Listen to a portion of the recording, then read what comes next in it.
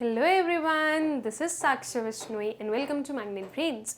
एक ऐसा चैनल जहां पर आपको मिलता है हर क्लास के सारे सब्जेक्ट्स की वीडियोस बिल्कुल free of cost. So students, अब हम क्या पढ़ने वाले हैं? अब हम पढ़ेंगे इंडस्ट्रियल पॉलिसी रेजोल्यूशन 1956 के बारे में। ओके, इसके पहले वाले लेक्चर में हम लोगों ने इंडस्ट्रियल डेवलपमेंट का मतलब समझा, इंडस्ट्रियलाइजेशन का मतलब समझा था और देखा था कि इंडस्ट्रियलाइजेशन के क्या क्या बेनिफिट्स होते हैं, राइट। अब हम इस पर्टिकुलर लेक्चर में क्या देखेंगे? इसमें हम देखेंगे इंडस्ट्रियल पॉलिसी रेजोल्यूशन। सबसे पहले तो इंडस्ट्रियल पॉलिसी रेजोल्यूशन का मतलब क्या होता है?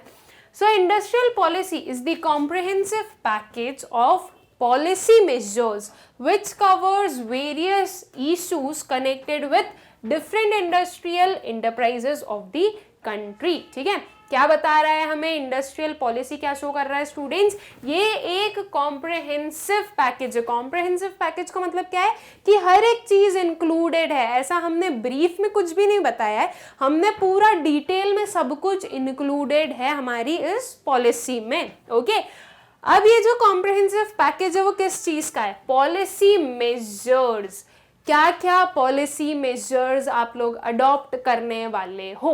ओके, क्या क्या पर्टिकुलर पॉलिसीज को अडॉप्ट करना है ताकि उसकी वजह से जो भी पर्टिकुलर प्रॉब्लम्स आ रही होंगी वो सॉल्व हो सके। ठीक है, policy measures which covers various issues connected with different industrial enterprises of the country। ठीक है, अलग अलग इंडस्ट्रियल एंटरप्राइजेस से रिलेटेड जो भी डिफरेंट इश्यूज हैं वो सारे जो हैं वो हम इंडस्ट्रियल पॉलिसी में इंक्लूड करते हैं। मतलब कि इश्यूज नहीं, इश्यूज के सोल्यूशन। ठीक है, जैसे कि मान लो कि जो टेक्नोलॉजी है वो अपग्रेडेड नहीं है, ठीक है, बहुत ही आउटडेटेड टेक्नोलॉजी का यूज कर रहे हैं, तो वो एक इशू हुआ।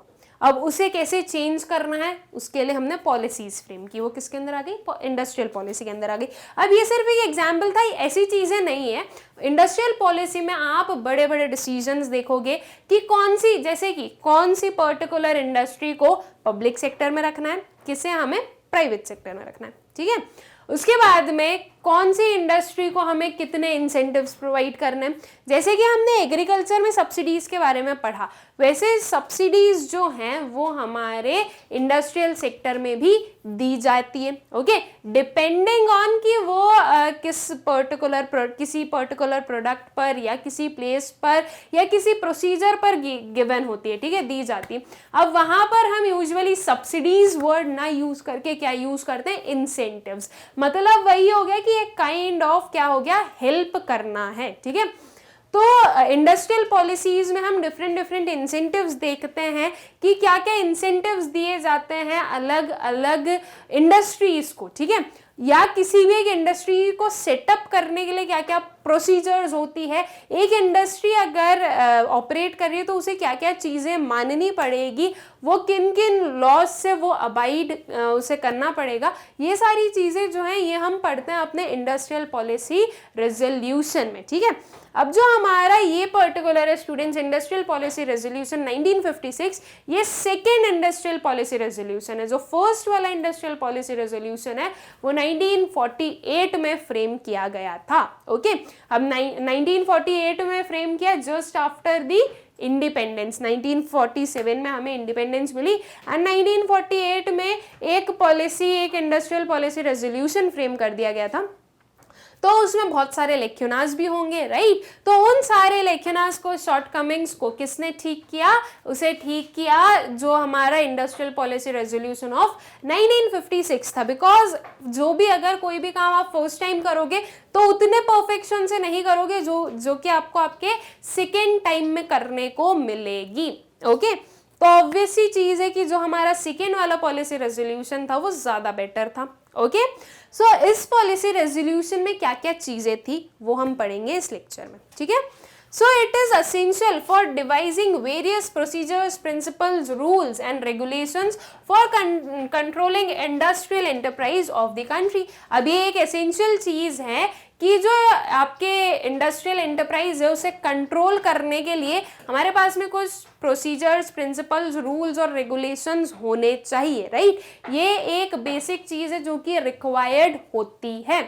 नाउ स्टूडेंट्स, क्यों रिक्वायर्ड होती है? क्वेश्चन ये आता है। देखो, वही हम बिल्कुल सिंपल एग्जाम्पल से चलेंगे, आपकी स्कूल का एग्जाम्पल लेते हैं, ठीक है। कौन हेड हो गए भाई हमारी स्कूल के? प्रिंसिपल हेड हो गए।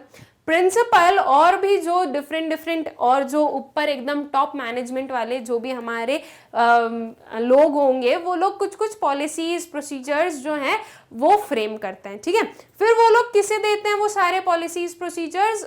जो टीचर्स होती हैं उन्हें, जो फैकल्टी मेंबर्स होते हैं, कि आप लोगों को इस पर्टिकुलर वे में हर एक जो काम है या जो पूरी एक एक स्टडी है वो कंप्लीट करनी है, ठीक है। तो देखो यहाँ पर रूल्स रेगुलेशंस पॉलिसीज हैं। स्कूल में डिफरेंट डिफरेंट रूल्स होते हैं रिगार्डिंग डिसिप्लिन। सबसे ज़्यादा डिसिप्लिन आप स्कूल में ही सीखते हो, कॉलेज में तो डिसिप्लिन नहीं होता है, राइट। तो स्कूल में और घर में ही आप सबसे ज़्यादा डिसिप्लिन में रहना सीखते हो। अब घर में तो भी भाई सारी चीज़ें चलती है क्योंकि वो घर हो जाता है हमारा, लेकिन स्कूल में डिसिप्लिन बहुत ज़रूरी होता है। अब डिसिप्लिन कैसे मेंटेन करके रखना है, उसके लिए डिफरेंट डिफरेंट रूल्स फ्रेम किए गए कि एक प्रॉपर यूनिफॉर्म होनी चाहिए, बिल्कुल नीट एंड टाइडी, 2 पोनीज होनी चाहिए गर्ल्स की, बॉयज को बिल्कुल टाई वाई सब कुछ लगा के आना है, एकदम सिंपल अटायर में आना है। ऐसा नहीं है कि आपकी स्कूल ड्रेस में आप कोई भी फैशनेबल चीज करके आ रहे हो। तो ये सारे कुछ हमारे रूल्स एंड रेगुलेशंस होते हैं, ठीक है। टाइम टू टाइम जो है आपका हर एक लेक्चर चेंज होता है, आपको एक प्रॉपर लंच टाइम दिया जाता है, राइट। बीच में ब्रेक्स नहीं दिए जाते हैं, एक प्रॉपर टाइमिंग है कि इस टाइम से स्टार्ट होती है, इस टाइम पर डिपार्चर होता है। तो ये सारे रूल्स रेगुलेशंस हैं, ये सारे रूल्स एंड रेगुलेशंस हैं, इसलिए आपकी स्कूल जो है वो प्रॉपर फंक्शन कर रही है। अगर ये नहीं होते तो प्रॉपर फंक्शनिंग नहीं होती। अगर ये चीज़ नहीं होती, अगर कोई लंच ब्रेक नहीं होता, ये होता है कि जिसको जब भूख लग रही है वो खा सकता है खाना, तो उसकी वजह से क्या होता कि एक टीचर तो पढ़ा रहा है भाई और आप मस्त अपने खाने में लगे हो, तो फिर वो क्या हो रहा है कि आप आपकी स्टडी पर फोकस नहीं कर रहे हो, राइट। जो जिस मोटिव से आप जा रहे हो वो मोटिव आप कंप्लीट नहीं कर रहे हो, राइट। तो ये अगर रूल्स एंड रेगुलेशंस ना हो तो ये सारी प्रॉब्लम्स आती है, इसीलिए रूल्स एंड रेगुलेशंस का होना बहुत जरूरी है। अब जैसे स्कूल में रूल्स एंड रेगुलेशन का होना बहुत जरूरी है, वैसे ही आप थोड़े से ब्रॉड सेंस पर ले लो कि इंडस्ट्रीज में रूल्स एंड रेगुलेशंस का होना जरूरी है। अगर गवर्नमेंट रूल्स और रेगुलेशंस फ्रेम नहीं करेंगी तो उसकी वजह से क्या होगा स्टूडेंट्स, उसकी वजह से क्या क्या प्रॉब्लम्स आ रही है वो समझते हैं। अब हम कोई इलीगल काम चलेगा, ठीक है, जो कि नहीं होना चाहिए, वो प्रोडक्शन हो रहा होगा हमारी कंट्री में, क्योंकि गवर्नमेंट ने बहुत उनके स्ट्रिक्ट रूल्स एंड रेगुलेशंस करके रखे, तो कोई भी इलीगल काम नहीं चला सकता, ठीक है। अगर किसी भी काइंड ऑफ ऐसा वाला वर्क है जो कि इलीगल माना जाता होगा पूरी हमारी कंट्री की आईज से, लेकिन फिर भी वो इंडस्ट्री ऑपरेट कर रही है, तो उन्हें प्रॉपर लाइसेंस लेना पड़ेगा, राइट। बिना लाइसेंसिंग के कोई भी काम नहीं चलेगा। अगर कोई भी इंडस्ट्री सेटअप होती है तो उसे लाइसेंसिंग की ज़रूरत होती है, वो मतलब कि रजिस्टर्ड होनी चाहिए, दिखना चाहिए गवर्नमेंट को उनके रिकॉर्ड्स में कि अच्छा इस पर्टिकुलर नेम की इंडस्ट्री एग्जिस्ट करती है उनकी कंट्री में, ठीक है, मतलब कि आइडेंटिफिकेशन होना चाहिए। तो ये कुछ रूल्स हैं जो कि गवर्नमेंट बना के रखती है। अगर गवर्नमेंट इन रूल्स को नहीं बना के रखेगी तो बहुत सारी प्रॉब्लम्स हो जाएगी।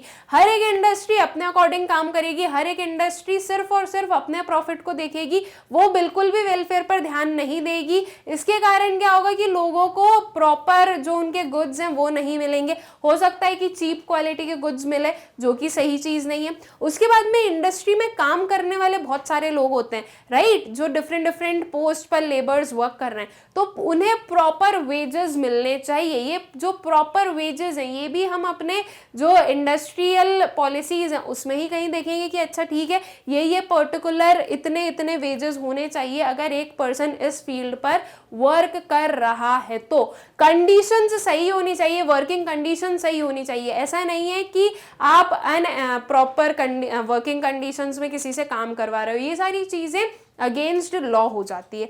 तो देखो जब गवर्नमेंट ने लॉज बनाए तो हर एक चीज की फंक्शनिंग सही तरीके से चल रही है। अगर लॉज नहीं बनाए जाएंगे तो ये जो फंक्शनिंग है वो प्रॉपरली नहीं होगी।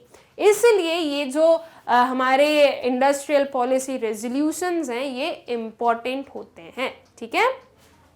After the Industrial Policy 1948, on 30th April 1956, a second Industrial Policy Resolution was adopted in India, ठीक है।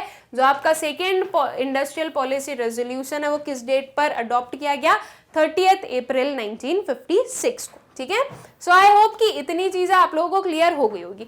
Now students, according to industrial policy resolution 1956, हमारी जो डिफरेंट इंडस्ट्रीज हैं वो कैसे डिवाइड की गई between public sector and private sector, वो चीज हम समझते हैं, ठीक है।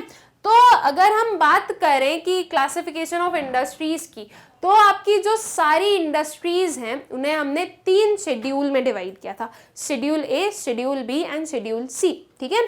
अब इन तीनों शेड्यूल में डिफरेंट इंडस्ट्रीज जो है वो इंक्लूड की गई और बताया गया कि कौन सी इंडस्ट्रीज पब्लिक ऑपरेटेड होगी, कौन सी इंडस्ट्रीज प्राइवेट ऑपरेटेड होगी, ठीक है। तो चलिए देखते हैं कि ये सारे शेड्यूल्स क्या थे।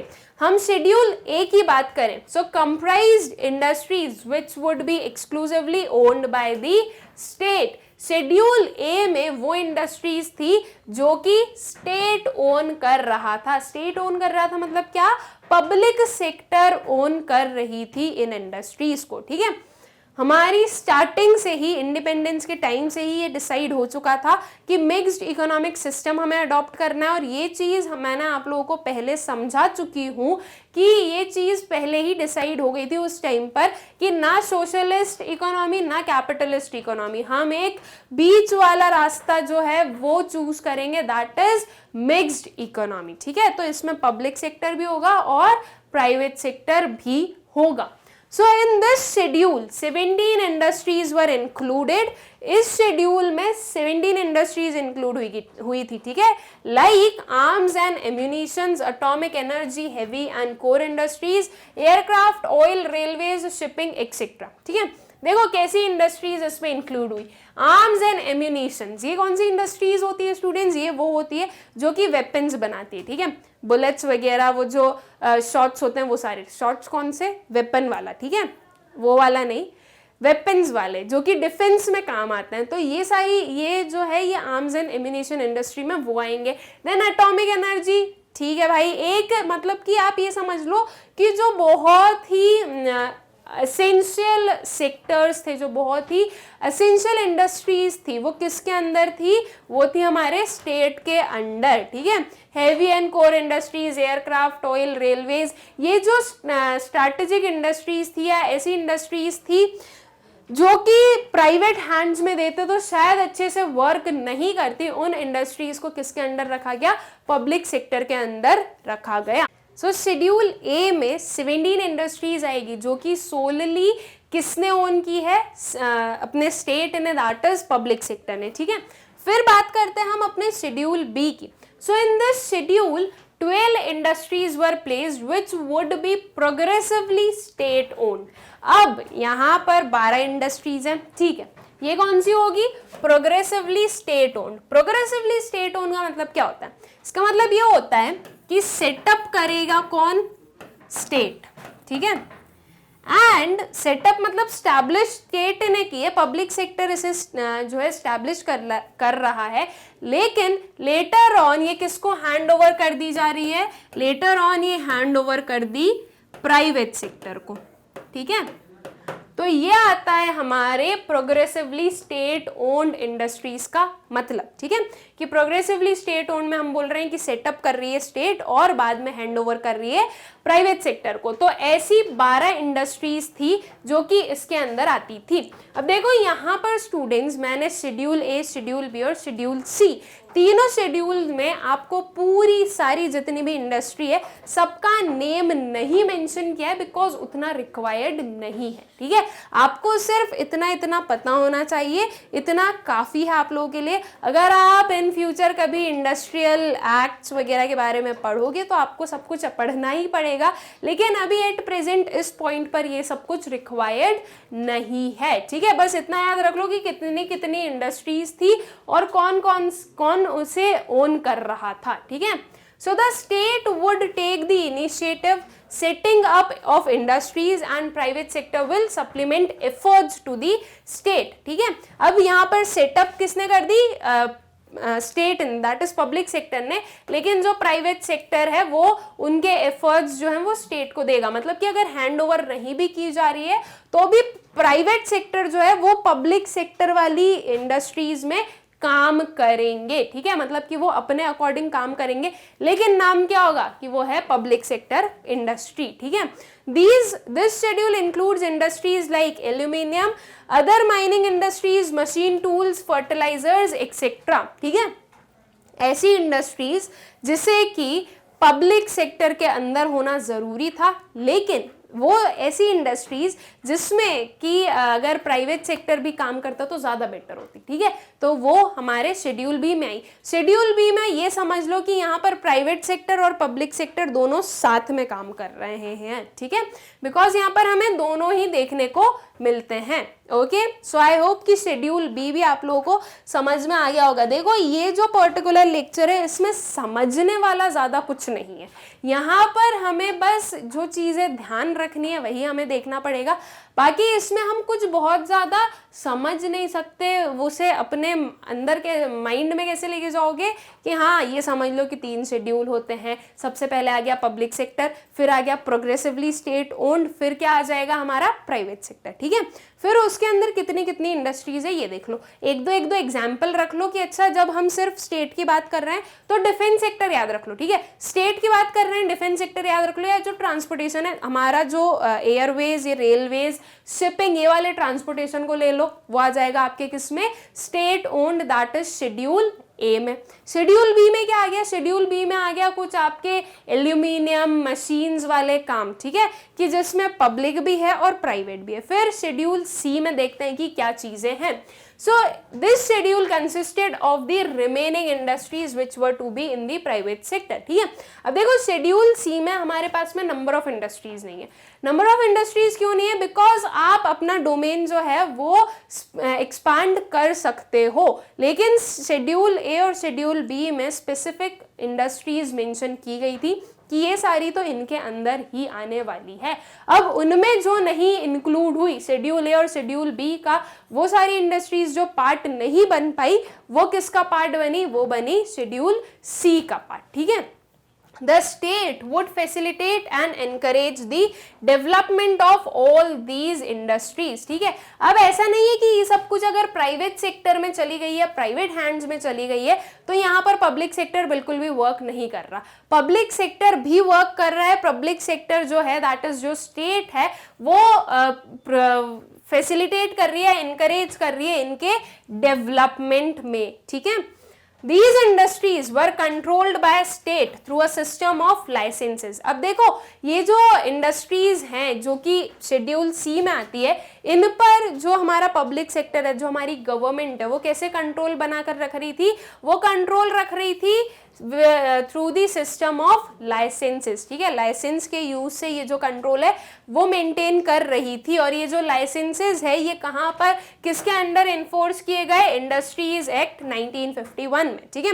दैट मीन्स इंडस्ट्रीज एक्ट 1951 में ये जो लाइसेंसेस की हम बात कर रहे हैं ये आए थे, ठीक है।